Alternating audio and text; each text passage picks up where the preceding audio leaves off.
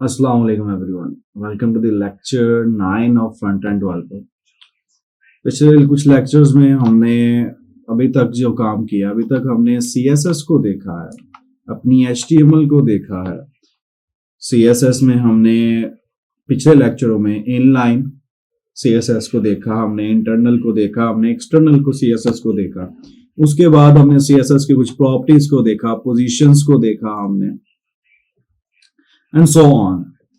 ठीक है, पिछले लेक्चर में हमने देखा था कि आप आफ्टर बिफोर कैसे लगाते हो। हमने कुछ एनिमेशंस लगा के देखी।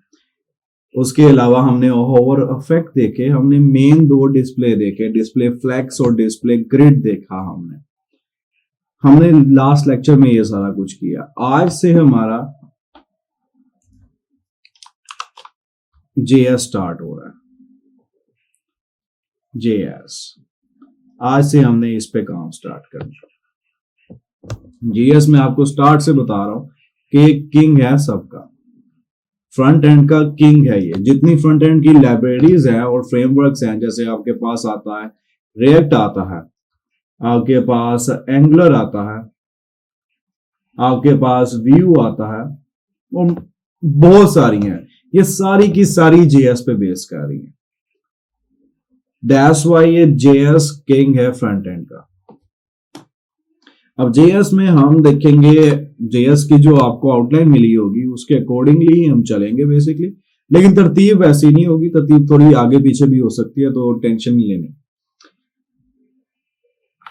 अच्छा गाइस, तो JS जो हमारे पास है, JS हमारे पास पहली अपनी फ्रंट एंड की हमारे पास लाइब्रेरी कह रहा हूँ, फ्रंट एंड की प्रोग्रामिंग लैंग्वेज है, जिसको ऑफिशियली आप प्रोग्रामिंग लैंग्वेज कह सकते हैं। और JS में हम बेसिकली ऊप की अप्रोच यूज करते हैं।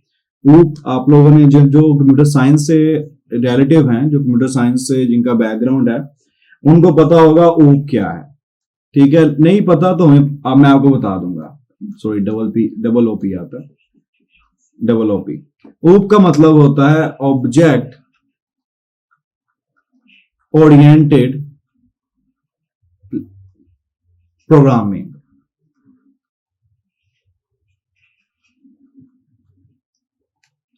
ये होता है ऊप। हमने भी इतना डिस्क्रिप्शन जाना, मैं सिर्फ बता रहा हूं आपको।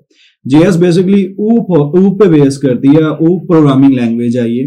इसके अंदर हम देखेंगे फंक्शंस के। अभी मैं JS के भी काफी ज्यादा वर्जन्स है, आपके पास ES6 है, ES7 है और ES5 वगैरह है। हम देखेंगे टॉप जो सबसे अपडेटेड वन है कि उसमें क्या फर्क है, क्योंकि उसमें एडिशनल्स ही आई हैं, पिछली चीजें भी ऐड हैं और कुछ नई चीजें भी उसमें इंट्रोड्यूस करवाई गई हैं। तो हम फंक्शंस देखेंगे। फंक्शंस पहले हम मूव को देखेंगे, ऊप के बाद हम मूव ऑन कर जाएंगे फंक्शंस में। ठीक है, फंक्शंस के बाद हम जाएंगे अपनी क्लास में जाएंगे, जो कि मोस्ट इंपॉर्टेंट वन है। उसके अंदर एक कॉन्सेप्ट आता है हमारा इनहेरिटेंस का, हम वो देखेंगे। ठीक, उसके बाद हम देखेंगे पॉलीफॉर्मिज्म हो गया, आपका एब्स्ट्रैक्शन हो गई। ये मैं बताऊंगा है क्या। ये बेसिकली ऊप के पिलर हैं जो आगे जाके हम पढ़ने वाले हैं। अरे को देखेंगे, अरे के लूप्स देखेंगे, मैनिपुलेशन करना देखेंगे, ऑब्जेक्ट्स क्या होते हैं, हम इस चीज के बारे में बात करेंगे। हम इवेंट हैंडलिंग करेंगे, हम एरर हैंडलिंग करेंगे, हम डॉम मेथड यूज करेंगे। JS बहुत लंबी लिस्ट है आपकी सिंपल JS की। JS में बहुत सारी चीजें आती हैं जो कि आपको आना कंपलसरी है अगर आप फ्रंट एंड डेवलपर बनना चाहते हो। अगर आपको इतनी अच्छी HTML नहीं आती, कोई मसला नहीं।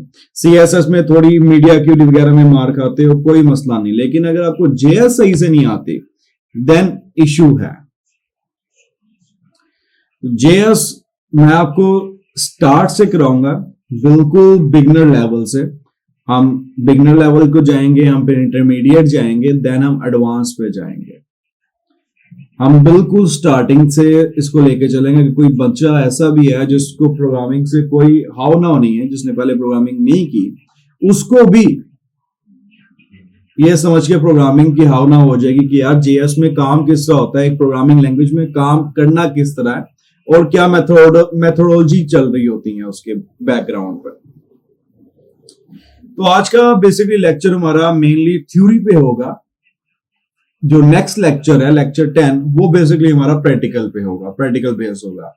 आज थोड़ी हम गुफ्तगू करेंगे जेएस के बारे में। सबसे पहले हम ऊप को देखते हैं जो हमारा मेन लैंग्वेज है जिसपे सारा कॉन्सेप्ट है हमारा जेएस का। आपके पास जितनी भी प्रोग्रामिंग लैंग्वेज आ रही होंगी सी के अलावा C++ है आपके पास पाइथन आ गई, नाम लाजमी सुना होना आप लोगों ने। पाइथन हो गई, आपके पास जावास्क्रिप्ट होगी, आपके पास जावा हो गई, कोटलिन हो गई। इसके अलावा कोई भी लैंग्वेज सी के अलावा वो तमाम की तमाम ऊप कॉन्सेप्ट पे ही चल रही है। इसलिए अब आपको अंदाजा हो गया होगा कि ऊप कितना इंपॉर्टेंट है हमारे लिए। मैं डबल पी लिख देता हूं। ऊप स्टैंड फॉर जो होता है ना, ऊप स्टैंड फॉर होता है ऑब्जेक्ट ओरिएंटेड प्रोग्रामिंग। आगे लैंग्वेज कह लो आप, वो आपकी मर्जी है, लेकिन इसकी स्टैंड फॉर ओ से, इस ओ से ऑब्जेक्ट, दूसरे ओ से ओरिएंटेड, पी से आगे जाके प्रोग्रामिंग आपकी। अब इसका क्या ऊप की क्यों जरूरत पड़ी हमें? ऊप की बेसिकली जरूरत हमें इस वजह से पड़ी कि हमारे पास जो सी थी, सबसे पहली ऊप की लैंग्वेज जो है ना वो मैं बता दूं आपको, वो थी C++। सबसे पहला ऊप का कॉन्सेप्ट ये इंट्रोड्यूस कराई, सबसे पहले ऊप के कॉन्सेप्ट इसमें आए थे।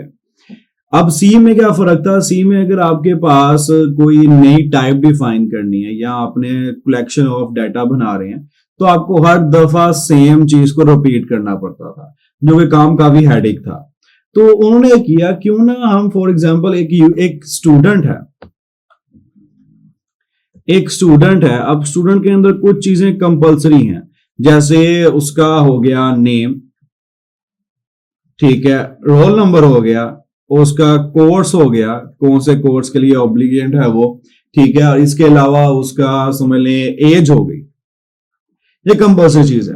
क्यों ना इस पूरे को हम एक चीज में कन्वर्ट कर दें, एंड देन जब भी हमने इस पूरे को यूज करना हो सिंपल उस चीज को हम यूज कर लें।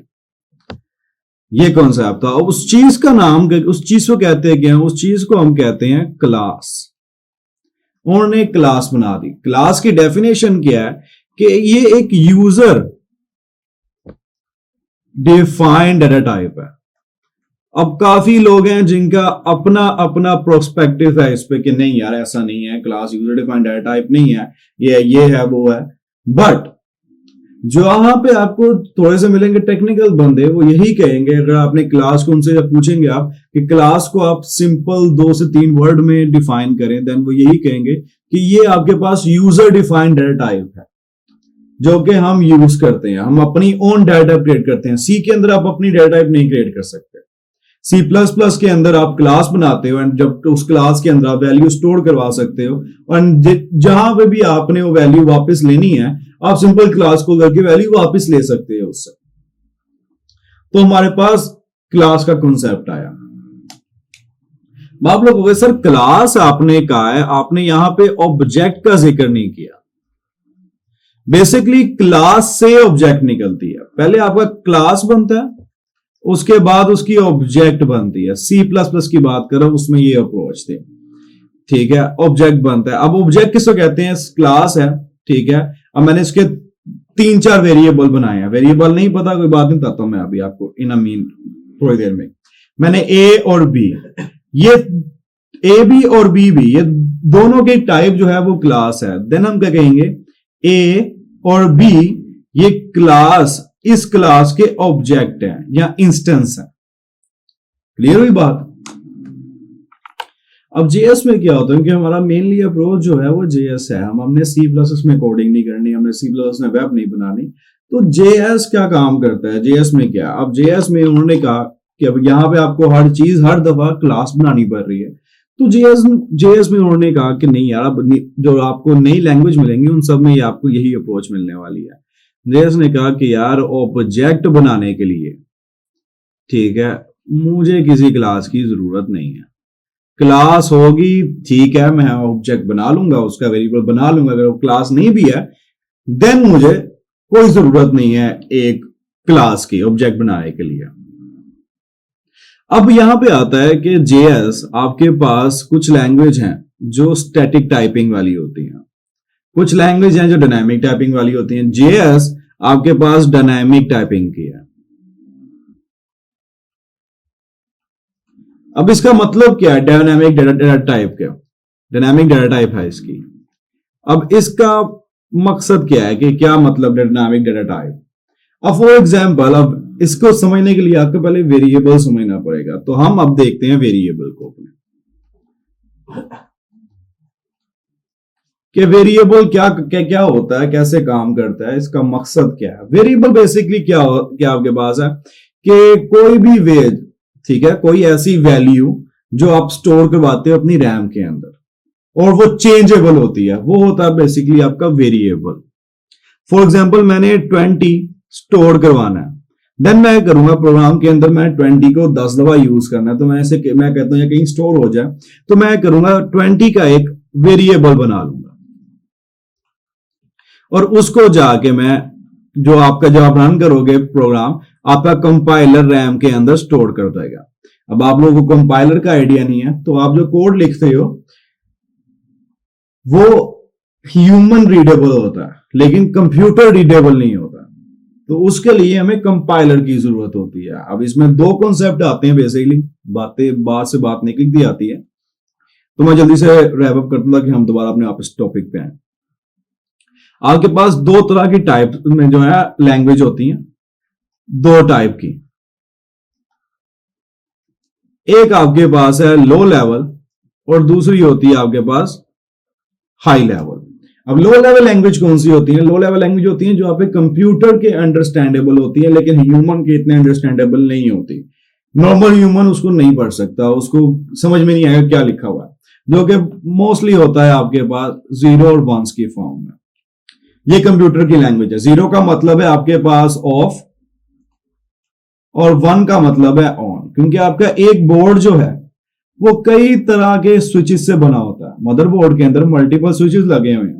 अब फॉर एग्जाम्पल मैं ए लिखना चाहता हूं, तो जो आपके प्रिंट में ये ए बन रहा है, ठीक है, तो यहां वालों को मैं कर दूंगा 1, ये 1 हो गया, ये 1 हो गया, इस तरह यहां पे 1 है, 1 है, 1 है, 1 है, 1 1 1 1, बाकी सारे 0। मतलब क्या कि जो लाइन में ड्रॉ करने जाता हूं वो वाले मैंने ऑन कर दिया, बाकी सारे 0। तो ये आपके पास इस तरह की शेप ले लेगा, ये आपका ए बन गया, ठीक है। अब दूसरी आती है हमारे पास high level languages. High level languages कौन सी होती हैं? जो ह्यूमन के रीडेबल होती है बहुत। जस्ट लाइक आप जैसे इंग्लिश पढ़ रहे हो, इस तरह आप वो लैंग्वेज पढ़ सकते हो, वो ह्यूमन रीडेबल होती हैं, लेकिन वो कंप्यूटर के इतनी फ्रेंडली नहीं होती। तो कंप्यूटर को उनको समझने के लिए एक चाहिए होता है ट्रांसलेटर। उस ट्रांसलेटर को हम कहते हैं कंपाइलर। क्लियर बात? अब वापस चलते हैं अपने जहां पे हम थे, डायनामिक डाटा टाइपिंग पे। मैं थोड़ा क्लियर करता हूं अपने इस ब्लैक बोर्ड को, ताकि हमें नजर क्लियर आने लग पड़े। ठीक है, अभी तक हमने देखा जेएस जो है, अभी तक जेएस की एक चीज हमें पता चली कि जेएस जो है वो डायनामिक डाटा टाइप रखता है।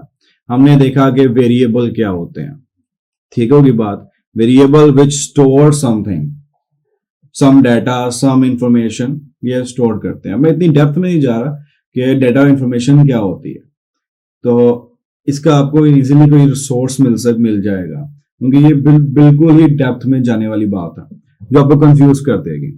अगर फिर भी आपको कोई इश्यू हो इससे रिलेटेड समझना आए, देन मुझे बताना, हम उसको डिस्कस कर लेंगे। अब वार्ड में हमने देखा कि वार्ड में वेरिएबल स्टोर करता है, ठीक है। आगे वार्ड की कुछ टाइप्स होती हैं, ठीक है। आपकी वार्ड के अंदर आता है कॉन्स्ट। अब कॉन्स्ट वो होती है जिनकी वैल्यूज, ये भी वेरिएबल होता है लेकिन इसकी वैल्यू फॉर एग्जाम्पल 20 है, तो ये चेंज नहीं कर सकता मैं प्रोग्राम में। एग्जीक्यूशन के बाद जब मेरा प्रोग्राम चल पड़ा है, कंपाइलेशन के बाद या एग्जीक्यूशन कह लो, उसके बाद आप इसकी वैल्यू नहीं चेंज कर सकते। इसकी वैल्यू जो आपकी है वो आप चेंज कर सकते हो, लेकिन कॉन्स्ट की वैल्यू वो ही रहेगी। अगर आप इसकी वैल्यू चेंज करने की ट्राई करोगे, वो आपका ऐप क्रैश कर जाएगी। क्लियर होगी बात? वेरिएबल वैल्यू चेंज हो सकती है, कॉन्स्ट वैल्यू चेंज नहीं हो सकती। रील बात चल गई हमें, ठीक है। अब हम देखते हैं अपने पास कि यार डेटा टाइप क्या होती है। अब आप लोगों में जिनका कंप्यूटर का नॉलेज है उनको तो पता होगा, जिनका नहीं है उनके लिए बता रहा हूं मैं कि डेटा टाइप बेसिकली क्या होती है कि आप किसी भी वेरिएबल को बताते हो कि यार आपके अंदर जो वैल्यू स्टोर होने वाली है ना, जैसे 20 है, ये किस टाइप की है। जैसे 20 है ये इंटीजर है, तो आपका ये यूज होता है इंट। इंट का मतलब होता है इंटीजर। अब क्या होगा कि वेरिएबल को, आपके जो वेरिएबल है इसे पता होगा कि यार 20 है। अगर आप इसमें कोई एबीसी लिखने लगोगे तो ये एरर थ्रो कर देगा कि नहीं भाई, मेरी डेटा टाइप जो है वो इंट है, तो मेरे अंदर एबीसी नहीं आ सकती, सिर्फ 20 आ सकता है, नंबर्स आ सकते हैं। नंबर्स के अलावा कोई भी चीज मुझे दोगे मैं एक्सेप्ट नहीं करूंगा, क्योंकि मेरी डेटा टाइप इंट है। मुझे बता दिया गया है कि ये इंट है, कि मेरा जो डाटा आना है वो इंटीजर का आना है। इसी तरह अगर मैं एक करता हूं वार, अगर मैं उसके अंदर एबीसी रख रहा हूं और मैंने बता दिया कि यार एबीसी है, आपकी जो डेटा टाइप है वो है करैक्टर। अब उसके अंदर 1 2 3 नहीं ट्राई करूंगा, क्योंकि 1 2 3 भी आपका कैरेक्टर में आ सकता है, देन आप रख सकते हो, क्योंकि आपका वो भी कैरेक्टर आ रहा होता है। इसमें कैरेक्टर मतलब ये नहीं कि एबीसी ही आए, 1 2 3 भी आपका कैरेक्टर में आता है, तो वो भी आप ऐड कर सकते हो उसके अंदर। लेकिन जब आपने इंट बयान कर दिया, उसका मतलब है ओनली इंटीजर, कोई अल्फाबेट नहीं। राइट ना, तो ऐसी कोई टाइप नहीं जिसके सिर्फ अल्फाबेट है, कोई इंटीजर ना आए। लेकिन इंट की एग्जांपल इस तरह दी मैंने आपको ताकि आपको समझ आ जाए। इसके अलावा आपके पास इंट है, मेन टाइप में बता रहा हूं। इंट है, इंट के बाद आपके पास डबल है, डबल के बाद आपके पास फ्लोट है, उसके बाद आपके पास करैक्टर है, ठीक है। उसके बाद आपके पास आती है स्ट्रिंग। स्ट्रिंग मतलब कि जिसके अंदर ये सारी चीजें स्टोर करा सकते हो। इंट, डबल, फ्लोट, इन तीनों के अंदर आपके जाते हैं नंबर। करैक्टर और स्ट्रिंग, इसके अंदर कोई भी चीज जा सकती है, क्योंकि आप अगर 1 लिख रहे हो तो 1 भी तो एक करैक्टर ही बनता है, 2 लिख रहे हो 2 भी तो एक करैक्टर बन रहा है, 3 लिख रहे हो 3 भी तो एक करैक्टर बन रहा है। तो करैक्टर के अंदर आप सब कुछ स्टोर करवा सकते हो। अब ये तो हो गई डेटा टाइपिंग।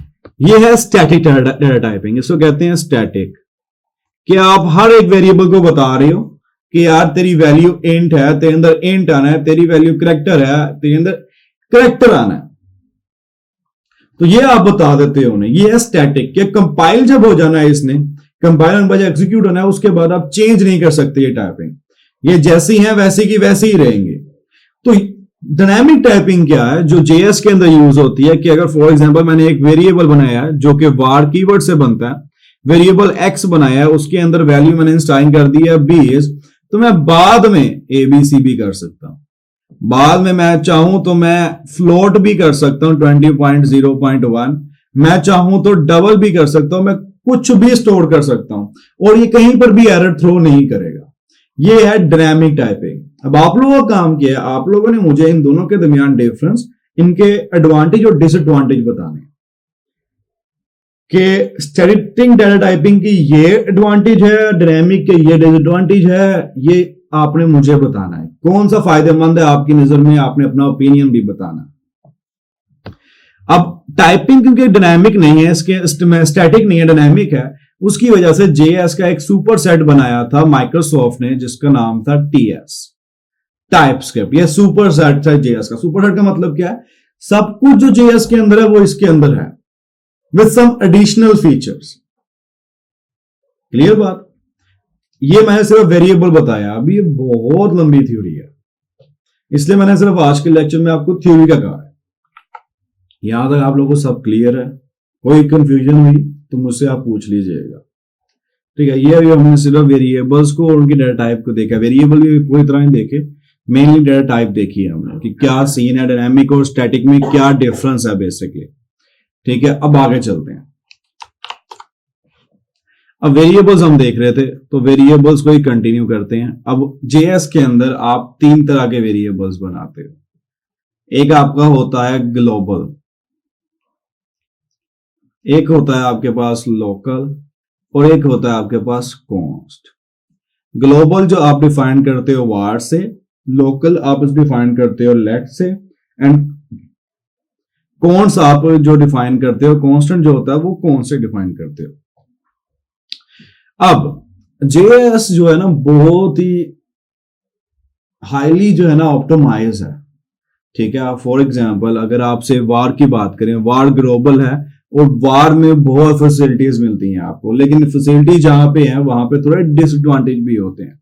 अब फॉर एग्जांपल दो टर्म्स आती हैं, दो टर्म्स बता रहा हूं। एक है आपके पास वेरिएबल डिक्लेरेशन, मैंने कहा वार एक्स, खत्म बात, मैंने कोई वैल्यू असाइन नहीं की, ये है वेरिएबल की डिक्लेरेशन आपके पास। अब मैंने किया x इक्वल टू 10, ये इनिशियलाइजेशन है, ठीक है। हमने पहले डिक्लेयर किया, उसके बाद इनिशियलाइज किया, उसे वैल्यू को ये साइन की, क्लियर। अब मैं जब आगे बोलूंगा डिक्लेयर और इनिशियलाइजेशन, इनिशियलाइज, तो आपको पता होना चाहिए कि मैं डिक्लेयर क्या क्या बात की और इनिशियलाइज की क्या बात की है मैंने। अब जावास्क्रिप्ट में एक कॉन्सेप्ट आता है आपको हाउसिंग का। हाउसिंग में क्या होता है कि अगर आपने डिक्लेयर नहीं किया, आपने सिंपल x इक्वल टू 10 लिख दिया है, ठीक है, वार के केस में, और इनिशियलाइज मतलब कि पहले कर दिया, और डिक्लेयर आप बाद में कर रहे हो, देन ये करेगा कि जब आप प्रोग्राम रन करोगे अपना, ये ऑटोमेटिकली इसको बफ पे ले जाएगा। सिर्फ वार को, लेट को नहीं, कॉन्स को नहीं, सिर्फ वार को, ये बात चीज याद ना। हाउसिंग का कॉन्सेप्ट जो है वो सिर्फ वार पे अप्लाई करता है, लोकल और लेट और कॉन्स पे अप्लाई नहीं करता। अब हाउसिंग बेसिकली क्या है कि आप इनिशियलाइज पहले कर दो, डिक्लेयर बाद में करो, कोई मसला नहीं है, या आप डिक्लेयर पहले कर दो, इनिशियलाइज बाद में कर दो, कोई मसला नहीं। लेकिन लेट और कॉन्स्ट में आपको ये वाली अप्रोच लाजमी है।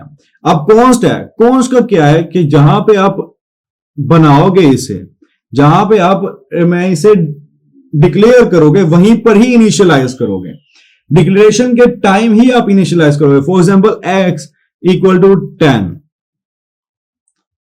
ठीक है। अगर आप नहीं करते देन x की वैल्यू आप किसी चेंज नहीं कर सकते, ठीक है। तो ये डिक्लेरेशन के टाइम इनिशियलाइज होता है। लेट जो है, लेट को आप ये कर सकते हो लेट y, ठीक है, एंड y इक्वल टू 20। लेकिन अगर इनिशियलाइजेशन को आप ऊपर ले आओ, डिक्लेरेशन को नीचे ले आओ, तो ये एरर थ्रो करेगा आपको JSP कि यार ये पॉसिबल नहीं है, ये रूल्स के खिलाफ है। लेकिन वार के केस में कोई ऐसी रिस्ट्रिक्शन नहीं है, क्लियर बात। तो हमने वेरिएबल की टाइप्स देख ली, हमने ग्लोबल देखा, हमने लोकल देखा, हमने कॉन्स्ट देखा।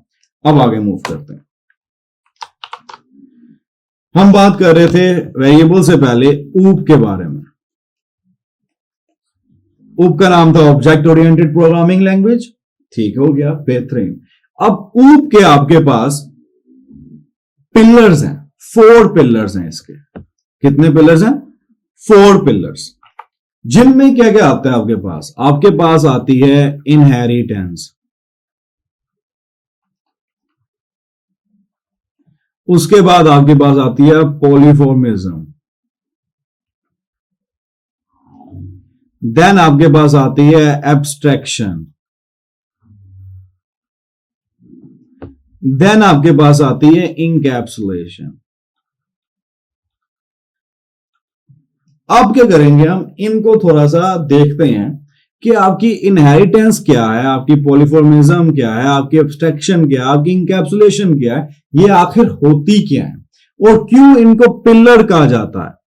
जैसे आपका घर है ना, ये आपकी घर की छत है एक, ठीक है। अब इस छत को सपोर्ट करने के लिए आप करते क्या हो, 4 पिलर लगा दो नीचे, जिसकी वजह से छत खड़ी रहती है आपको। ये 4 पिलर आपके ये हैं, इनहेरिटेंस, पॉलीफॉर्मिज्म, एब्स्ट्रैक्शन और इनकैप्सुलेशन। कोई आपसे पूछे, आपने बिंदास ये बताना, इनको आपने रट लेना, 3-4 दफा बोलो, इनहेरिटेंस, पॉलीफॉर्मिज्म, एब्स्ट्रैक्शन और इनकैप्सुलेशन। बेहतरीन हो गया। अब इनमें से अगर एक भी पिलर आपको नहीं आता या आपको उसमें वीक हो, देन आप ऊप में स्ट्रांग नहीं हो, आपकी छत स्ट्रांग नहीं है, आपकी ऊप किसी टाइम भी लैंड कर सकती है नीचे। क्या पता वो एक पिलर बाकी पिलर का बैलेंस खराब कर दे और आपकी छत जो है ना नीचे गिर जाए। तो इसलिए ये चारों के चारों का कॉन्सेप्ट होना आपके लाजमी है। कोई जॉब के लिए जाएंगे तो वो लाजमी आपसे ये पूछेंगे कि भाई यार बताओ हमें ऊप क्या होती है, ऊप के पिलर्स क्या हैं। और उनको किस तरह डिफाइन करते हो आप, तो आपको डिफाइन करना आना चाहिए। अब इनहेरिटेंस क्या होती है, फॉर एग्जाम्पल थोड़ा क्लियर करते हैं इसे। यहां मैं लिख रहा हूं इनहेरिटेंस, मैं बिल्कुल सिंपल वर्डिंग में और बिल्कुल रियल टाइम एग्जांपल के साथ समझाऊंगा आपको। अब फॉर एग्जांपल ये एक बंदा, ठीक है, ये एक बंदा, ठीक है। अब इसके आगे इसके दो बेटे हैं,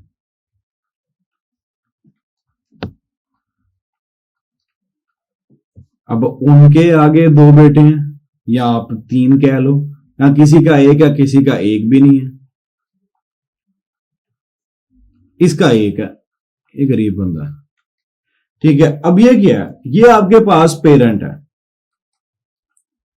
ठीक है। अब पेरेंट भी कह सकते हो, इसको आप रूट भी कह सकते हो कि यहां से आपकी नस्ल चली है। अब इसके अंदर कुछ खसूसियात हैं, कुछ समझ लें फीचर्स हैं, ठीक है। वो लाजमी बात है इन बच्चों में भी आए होंगे। उन बच्चों में जो आते हैं फीचर्स, जैसे आपके वालिद साहब हैं, आपके वालिद साहब और आपके दरमियान कुछ सिमिलैरिटी होगी, उन सिमिलैरिटी को कहते हैं क्या है कि यार इसने इनहेरिट की है ये चीज अपने पेरेंट्स से। तो यही कॉन्सेप्ट इनहेरिटेंस का है प्रोग्रामिंग में, कि आप अपने पेरेंट्स से कुछ चीजें अडॉप्ट करते हो। क्लियर बात। अब इनके अंदर लाजमी बात है कि आपके जो आपके पेरेंट है उसकी कुछ ना कुछ सिमिलैरिटी फीचर्स आपके अंदर आए होंगे, यहां पे भी आपके पास आए होंगे, ये इनहेरिटेंस है। अब यहां पे आपके बच्चों के पास आए हैं तो उनके भी बच्चों के पास गए होंगे कुछ फीचर्स आपके, और कुछ फीचर्स इनके अपने भी। अब कुछ तो फीचर आपके आ गए, अब कुछ फीचर इनके अपने भी होने हैं, वो भी इनके चाइल्ड के अंदर जाएंगे। इस तरह आप आगे चलते जाओ, ये पूरी इनहेरिटेंस बनती है। बेक्स एग्जांपल जो है, जो मैंने ये एग्जांपल दिया, ये बेसिकली नादरा की है। क्या आपके ग्रैंडफादर हैं, उसके बाद आपके सारे जो आपके अंकल वगैरह होते हैं वो सारे आपके वाला साहब हैं, उसके बाद क्या है वाला साहब के आगे बच्चे हैं, उनके बच्चे हैं, तो ये पूरी एक ट्री बनाया होता है उन्होंने। वो होती है आपकी इनहेरिटेंस की मेन चीज। अब ये होगी हमारे रियल टाइम एग्जांपल। अब थोड़ी सी हम जाते हैं प्रोग्रामेटिक एग्जांपल पे। मैं थोड़ा रेज कर लूं इसे।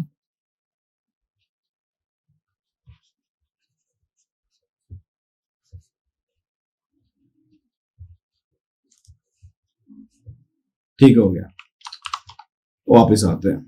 अब आपकी रियल टाइम एग्जांपल में क्या होता है कि मेरे पास एक क्लास है, ठीक है, और इनहेरिटेंस लगती है क्लास में। मेरे पास एक क्लास है जिसको मैंने कहा है ह्यूमन, फॉर एग्जांपल ह्यूमन। अब ह्यूमन में दो तरह के आते हैं, तीसरा भी आता है, वो भी हम लिख लेते हैं। या तो वो होगा बॉय, या वो होगी गर्ल, या वो होगा ट्रांसजेंडर, या आप फीमेल कह लें, फीमेल कह लें, कोई मसला नहीं। अब ये तीन आ रहे हैं। अब ह्यूमन है तो इनमें कॉमन चीज क्या होगी, इन सब की एक सोल होगी, इन सब का एक नेम होगा, इन सब की एक अपीयरेंस होगी। क्लियर बात। इन सब के बाल होंगे, हाथ होंगे, 5 उंगलियां होंगी, 2 आंखें होंगी, एक नाक होगा, मुंह होगा। ये क्या है, ह्यूमन की प्रॉपर्टीज हैं। ये ह्यूमन की मेन सबसे मोस्ट इंपॉर्टेंट, इनके पास ब्रेन होगा। ये चीज जो नहीं है तो फिर ह्यूमन की कैटेगरी से बाहर निकल जाता है। तो ये उनके पास ब्रेन होगा। अब ये सारी चीजें आपके बॉय में भी आएंगी, गर्ल में भी आएंगी, और ट्रांसजेंडर में भी आएंगी। इनके अलावा इनकी अपनी कुछ खसूसियात होंगी। बॉयज हैं तो बॉयज थोड़े से स्ट्रांग होंगे, गर्ल्स हैं, गर्ल्स थोड़ी सी वीक होंगी। अब ये मत कहना कि यार मैं वीक कह रहा हूं, वीक इन सेंस कि आप फिजिकली इतनी स्ट्रांग नहीं होंगी, आप थोड़ी वीक होंगे। ट्रांसजेंडर है वो इधर भी स्ट्रांग हो सकते हैं या वो वीक हो सकते हैं, वो उनके अंदर दोनों क्वालिटीज आप कह सकते हो कि हो सकती हैं। अब इसके अलावा ये तो एक प्रॉपर्टी होगी, उसके अलावा बॉयज के अंदर दूसरी चीज आएगी, आपकी कोई और प्रॉपर्टी होगी, सोचनी पड़ेगी। गर्ल्स के अंदर भी एक और प्रॉपर्टी होगी। उसके बाद ट्रांसजेंडर में भी एक प्रॉपर्टी होगी अलग से। अब इनकी ये आगे खसूसियात हैं जो कि ह्यूमन के अंदर कंपल्सरी नहीं है। अगर आप ह्यूमन स्ट्रांग नहीं है, एक बॉय है वो स्ट्रांग नहीं है, दैट डजंट मीन कि वो इंसान नहीं है। अगर एक लड़की है वो स्ट्रांग है, दैट डजंट मीन कि वो इंसान नहीं है। क्लियर बात? इंसान होने के लिए स्ट्रांग होना, मस्कुलर होना ये कंपलसरी नहीं है, इंटेलिजेंट होना भी कंपलसरी नहीं है। आप इंसान की खुसूसियात पे उतरते हो देन यू आर ह्यूमन, अगर नहीं उतरते then you are not human. Clear बात? तो ये थी आपके पास इनहेरिटेंस। मैंने तो बड़ा इजी करके समझाया, स्टिल कोई भी इश्यू हो मुझसे पूछ लीजिएगा। अब चलते हैं अगले पे। हमारे अगला था हमारे पास पॉलीफॉर्मिज्म। इसके स्पेलिंग नहीं आते इतने लंबे, इस ऐसे ही पॉलीफॉर्मिज्म। अब पॉलीफॉर्मिज्म में क्या होता है? इसमें आपके पास दो चीजें आती हैं बेसिकली। पॉलीफॉर्मिज्म में आपके पास दो चीजें आती हैं। एक आपके पास होता है ओवर राइड, ये राइट नहीं है, राइड है। और एक होता है आपके पास ओवर लॉर्डिंग। ये दो चीजें आती हैं, ओवर राइडिंग और ओवर लॉर्डिंग। अब ओवर राइडिंग क्या? फॉर एग्जाम्पल एक पेरेंट है, ठीक है, ये पेरेंट है। अब सेम चीज बच्चा है इसका। अब कुछ खुसूसियात होंगी जो वाला साहब के अंदर होंगी, लेकिन वो बच्चे के अंदर नहीं होंगी। अब उसको कहते हैं क्या है कि उनको ओवरराइड कह दिया, ओवरराइड कर दिया। फॉर एग्जाम्पल वाला साहब बहुत इंटेलिजेंट है, ठीक है, अब बच्चा इतना इंटेलिजेंट नहीं है, तो उसने क्या किया, इंटेलिजेंट की प्रॉपर्टी को ओवरराइड कर दिया। मतलब इंटेलिजेंट की प्रॉपर्टी थी, ठीक है, उसके अंदर भी, लेकिन उसने उसको ओवरराइड कर दिया, उसको खत्म करके कुछ अपनी प्रॉपर्टी ऐड कर दी। अब जैसे वाला साहब क्रिकेट में अच्छे हैं या खेलने में अच्छे हैं, तो बच्चा भी खेलने में अच्छा है, लेकिन फुटबॉल में, क्रिकेट में नहीं। तो उसने क्या किया, जो आपकी खेलने की जो एट्रीब्यूट था वाला साहब का, उसको उसने ओवरराइड करके चेंज कर दिया आपके बास्केटबॉल या किसी और चीज के अंदर। ये बेसिकली कॉन्सेप्ट है ओवरराइडिंग का। ओवरलोडिंग क्या होता है? ओवरलोडिंग ये है कि यार मेरे पास एक गिलास है, ठीक है, इसके अंदर पानी मैं डाली जा रहा हूं, डाली जा रहा हूं, डाली जा रहा हूं, फुल हो गया, स्टिल मैं इस पे पानी डाली जा रहा हूं। ये बेसिकली कॉन्सेप्ट होता है ओवरलोडिंग का, कि एक फंक्शन जो मल्टीटास्क करता हो, उसको एक टास्क की जगह वो 2-3 टास्क कर रहा हो, वो क्या है, ओवरलोडिंग। कि आपने उसके ऊपर बहुत ज्यादा वजन डाल दिया। ये भी मैं सिर्फ आपको बेसिक बता रहा हूं, आगे इसकी एडवांस आएंगे, इनकी आगे टाइप्स बढ़ी हैं, अभी हम उन पे नहीं जा रहे। सिंपल मैंने कॉन्सेप्ट बताया कि आपका गिलास फुल है, आप स्टिल उसमें पानी डाली जा रहे हो, डाली जा रहे हो, डाली जा रहे हो। ये आपके पास क्या होता है, ओवरलोडिंग। ओवरराइडिंग क्या है, एक प्रॉपर्टी आपके पेरेंट में थी, आपने वो प्रॉपर्टी अपने अंदर ली और उसको चेंज कर दिया, ये है आपके पास ओवरराइडिंग। अब चलते हैं अगली पे। अगली हमारी है एब्स्ट्रैक्शन।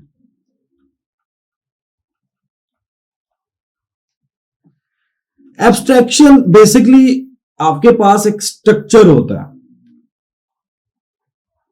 आप इन्हें सिंपल वर्डिंग में आप ये कह सकते हैं, एब्स्ट्रैक्ट क्लासेस होती हैं। बेसिकली क्लास वो होती है जिनका कोई चाइल्ड नहीं बन सकता। एक पेरेंट है जिसका कोई चाइल्ड नहीं बन सकता। जहां भी आपने इसकी कोई क्वालिटी कॉल करनी है, आप इस पेरेंट को बुला के कॉल करोगे। इसके अंदर कोई वैल्यू स्टोर करवानी है, आप इस पेरेंट के थ्रू करवाओगे। इससे कोई काम लेना है, इसके अंदर कोई फंक्शन है, वो एक्शन परफॉर्म करवाना है, आप पेरेंट के थ्रू एक्शन परफॉर्म करोगे। इसका कोई चाइल्ड नहीं बनेगा, ना ही इसका कोई ऑब्जेक्ट बनेगा, कोई वेरिएबल नहीं बनेगा, इसका कोई इंस्टेंस नहीं बनेगा। जो भी काम करना है आप डायरेक्ट कॉल करोगे इसे। क्लियर होगी बात? एब्स्ट्रैक्शन ये होती है। हम सब इन सब की एग्जांपल एक बार एक करेंगे कोडिंग में, अभी सिर्फ कॉन्सेप्ट लो आप। अब इनके बाद जाता है हमारे पास इनहेरिटेंस हो गई, पॉलीफॉर्मिज्म हो गई, उसके अलावा एब्स्ट्रैक्शन होगी। अब हमारा रह गया इनकैप्सुलेशन। अब इनकैप्सुलेशन क्या बुला रहा है? इनकैप्सुलेशन, आप एग्जांपल लो कैप्सूल की।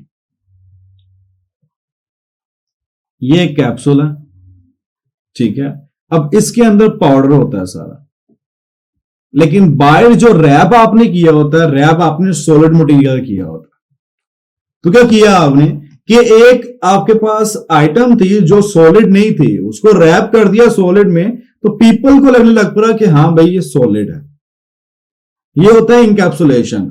इन इजी वर्डिंग, किसी भी एक चीज की अपीयरेंस को चेंज कर देना इंकैप्सुलेशन है। उसका डीकैप्सुलेशन का आपके पास आता है टर्म इंकैप्सुलेशन के साथ ही। वो क्या होती है, जो चीज चेंज हुई है ना उसको दोबारा ओरिजिनल फॉर्मेट में ले आना। फॉर एग्जाम्पल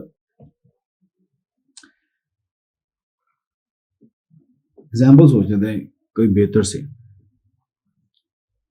हाँ बेहतरीन एग्जाम्पल, आपके पास एक मैक है, मैकबुक है, ठीक है, आपने मैकबुक ली हुई है 2000 समझ लो 11 आपने मैकबुक ली हुई है। अब उसके अंदर आप करते क्या हो, विंडोज चलाते हो। ये कर रहे हो बेसिकली आप इंकैप्सुलेशन कर रहे हो कि आपने अंदर तो विंडो है लेकिन बाहर आपने मैक लगा दिए कि यार लोग देखेंगे कहेंगे वाह लड़के के पास मैक है। तो ये इंकैप्सुलेशन है, ठीक है। अब वापस क्या है कि अब विंडोज की लैपटॉप है, जो एचपी वगैरह के लैपटॉप हैं उन्हीं पे जाके विंडो करो, या आपके पास एचपी का लैपटॉप था उसको आपने कन्वर्ट कर दिया मैक में, मतलब कि उसकी अपीयरेंस आपने मैक जैसी कर दी। तो ये किया आपने एचपी को इंकैप्सुलेट किया मैक में। अब ओरिजिनली क्या होगा, जो आप मैक को दोबारा जो इंकैप्सुलेटेड फॉर्म है उसको दोबारा उसकी ओरिजिनल फॉर्म एचपी पे कर दोगे। ये आपके पास इंकैप्सुलेशन का कॉन्सेप्ट और डीकैप्सुलेशन का कॉन्सेप्ट है। क्लियर बात हो गई। ये आपके पास 4 पिलर्स हैं ओके, ये 4 पिलर्स हैं और ये मोस्ट कंपल्सरी है। अगर आपको नहीं आते देन मसला है। अब हमने वेरिएबल्स देखे थे, याद है, वेरिएबल देखे थे हमने। वेरिएबल की 3 टाइप देखी थी हमने, वार मतलब ग्लोबल, लोकल और कॉन्स्ट, ठीक है। अब इनमें एक और टाइप आती है। अब वेरिएबल सिर्फ इसके अलावा आपके पास एक और तरह का होता है जिसको कहते हैं हम अरे, जिसको हम ज्यादातर यूज करते हैं, नजर भी आएंगे। अरे बेसिकली क्या होता है, अब आपकी जावास्क्रिप्ट डायनामिक है तो इसमें आपको एक टाइप नहीं बताते अरे को कि यार आपके अंदर जो डाटा है ना वो सिर्फ आपके पास इंट आए। अगर स्टैटिक टाइपिंग हुई तो आप सिर्फ बताओगे कौन सा डाटा लेना है इसके अंदर। आपके अंदर इंट है 1 2 3 और 5, ठीक है। अगर आपको स्ट्रिंग कह दिया मैंने तन आपके अंदर ये इस तरह आनी चाहिए 1 2। अब ये जो है ना आपको एक चीज याद रखिए, इस फॉर्मेट में नहीं आएगा, इस फॉर्मेट में आएगा तो वो एरर दे देगा कि ये इंट है। आपको जो भी लिखना है आपको डबल कोटेशन के अंदर रैप करना पड़ेगा, स्ट्रिंग के अंदर। स्ट्रिंग में डबल कोटेशन में आप रैप करते हो और कैरेक्टर में आप सिंगल कोट के अंदर रैप करते हो। क्लियर होगी बात। अब ये मैंने अरे बना दिए। अब बेसिकली अरे है क्या चीज, अरे बेसिकली आपके पास क्या होता है, जहां पे आपने डाटा का कलेक्शन रखना होता है। कलेक्शन चाहिए मतलब कि मल्टीपल आपको मल्टीपल डाटा का कलेक्शन चाहिए। फॉर एग्जाम्पल मैं कहता हूं यार मुझे लिस्ट दे दो स्टूडेंट्स की। अब आप एक एक करके तो वेरिएबल नहीं भेजोगे ना मेरे पास, आप क्या करोगे बंडल में भेजोगे बच्चे मेरे पास। आप बंडल में डाटा मुझे दोगे, ठीक है। देन उस बंडल को कहते हैं कि हम उस बंडल को हम अरे कहते हैं कि यार ये सेट ऑफ स्टूडेंट है, ये लो, अब इसके साथ जो करना है आप करो। और अरे हमारे पास पहला डेटा स्ट्रक्चर होता है। डेटा स्ट्रक्चर आपको डाटा को किस तरह से आपने रैम में रखना है उसका वे आउट होता है। क्लियर बात। ये आपके पास मोस्ट इंपॉर्टेंट और मोस्टली यूज करते होंगे। उसके बाद आता है आपके पास ऑब्जेक्ट। ऑब्जेक्ट बेसिकली क्या है, अब क्लास है, क्लास में आप स्ट्रक्चर डिफाइन करते हो। ऑब्जेक्ट है, ऑब्जेक्ट में आप वैल्यूज देते हो किस फॉर्मेट में, की वैल्यू पेयर में, की और वैल्यू में। यहां पे की है उसका वैल्यू है। हर एक चीज जो भी आप स्टोर करोगे उसको आप एक की असाइन करोगे और की जो है वो सेम नहीं हो सकती, की यूनिक होनी चाहिए। वैल्यू सेम हो कोई मसला नहीं, लेकिन की हमेशा यूनिक होगी और मीनिंगफुल नेम के साथ होगी। क्लियर बात। ये हमारे ऑब्जेक्ट हैं। अब मैं थोड़ा क्लियर के लिख देता हूं। यहां पे अरे जो हमारे पास है वो लिखी जाती है स्क्वायर ब्रैकेट्स के अंदर, इनका स्क्वायर ब्रैकेट्स। ऑब्जेक्ट जो हमारे पास हैं वो लिखे जाते हैं कर्ली ब्रैकेट्स के अंदर और किस फॉर्मेट में, की वैल्यू पेयर में। अब ऑब्जेक्ट की भी अरे बन सकती है, आप यहां पे भी ऑब्जेक्ट स्टोर करवा सकते हो, आपकी मर्जी है, अभी हम इसमें नहीं जा रहे। की कोलन वैल्यू की पेयर में, उसके बाद स्ट्रिंग है हमारे पास, स्ट्रिंग आपकी सेव होती है डबल कोटेशन में। कैरेक्टर हमारे पास बेसिकली अरे होती है, कैरेक्टर में आप अरे डिफाइन करते हो, अरे बताते हो। अब क्योंकि हमारे पास जेएस के अंदर टाइपिंग नहीं है, तो ये स्ट्रिंग वगैरह कैरेक्टर वगैरह हम कहीं यूज करते मिलेंगे ही नहीं, वो हमारी होती है सिंगल कोड के अंदर। अब इसमें राइट नाउ जो जेएस है उसमें आप इन दोनों में से कोई भी वे यूज कर लो, उसमें एज अ स्ट्रिंग ही लेना है इसे। लेकिन सी में किसी और लैंग्वेज में आप यूज करोगे देन वो उसको कैरेक्टर लेगा या स्ट्रिंग लेगा, अगर आपने जो सी टाइप डिफाइन की होगी उसके अकॉर्डिंगली। क्लियर बात यहां तक? तो आज हमने क्या किया, आज हमने बेसिकली ओवरव्यू किया, जिसमें हमने देखा है कि जेएस क्या है। जेएस एक ऊप बेस है। ऊप के हमने देखे हैं कि 4 पिलर होते हैं। कौन कौन से? हमारे पास आते हैं एब्स्ट्रैक्शन, ठीक है, उसके बाद इंकैप्सुलेशन, पॉलीमॉर्फिज्म, उसके बाद आता है इनहेरिटेंस। ठीक है, ये देखिए हमने पॉलीफॉर्मिज्म में देखा 2 तरह के होते हैं, ओवरराइडिंग और ओवरलोडिंग।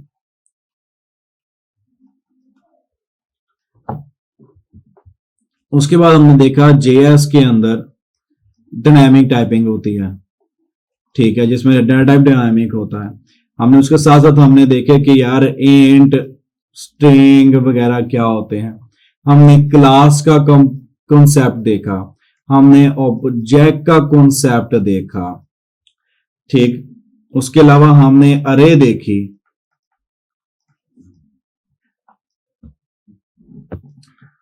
आई थिंक तो हमने बस यहां तक ही किया आज।